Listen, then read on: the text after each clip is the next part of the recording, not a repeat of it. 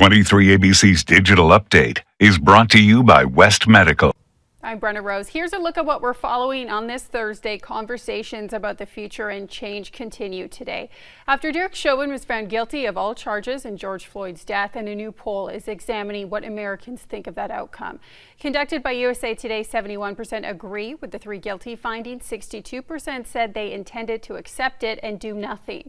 Nearly half of those surveyed believe that Chauvin is guilty of murder. About a third believe that it was negligence on his part, and 11% believe that his actions were accidental. The decision in Minneapolis and the attention of other deaths at the hands of police, leading to calls for change. One of those being the death of Daunte Wright. Today, Wright, who was shot and killed by a former Minnesota police officer during a traffic stop, will be laid to rest. Kim Potter claims she meant to grab her taser and mistakenly grabbed her gun and fired.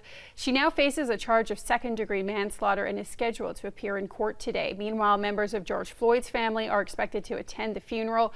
Reverend Al Sharpton is also scheduled to speak. Back here at home, the local NCAACP organization is holding a virtual discussion about police reform. Victims and their families who say that they've endured brutality at the hands of local law enforcement, as well as group leaders, will be taking part. To sign up for the Zoom link, you can text 661-368-5323, or you can watch on the group's Facebook page. The meeting starts at 6 tonight. Today, the U.S. Senate is set to vote on the COVID-19 Hate Crimes Act. That's according to Senate Majority Leader Chuck Schumer. He's reached an agreement with Minority Leader Mitch McConnell on the legislation, and the bill is supposed to address anti-Asian hate crimes by allowing the Justice Department to respond to them faster. Schumer says he expects the legislation to pass with bipartisan support this week.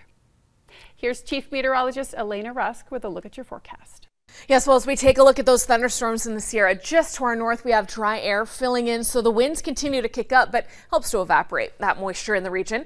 Our latest wind advisory, 2 p.m. today through 2 a.m. tomorrow, due to those westerly 20 to 30 mile per hour sustained winds, and those gusts to about 55 miles an hour, especially through the Tehachapi Pass and fanning out on the desert floor. You see a chance of those showers just to the north of the Kern County line. We actually have so much dry air filling in, it really evaporates much of that moisture. Good air quality here on the valley floor for this Earth Day. A little bit warmer and calmer tomorrow. Seasonal Saturday, back to the 60s, increasing winds and an increasing chance of rain early next week. This is exciting. Not a drought breaker, but we love any rain we can get. After that, warming up, some 90s possible next week.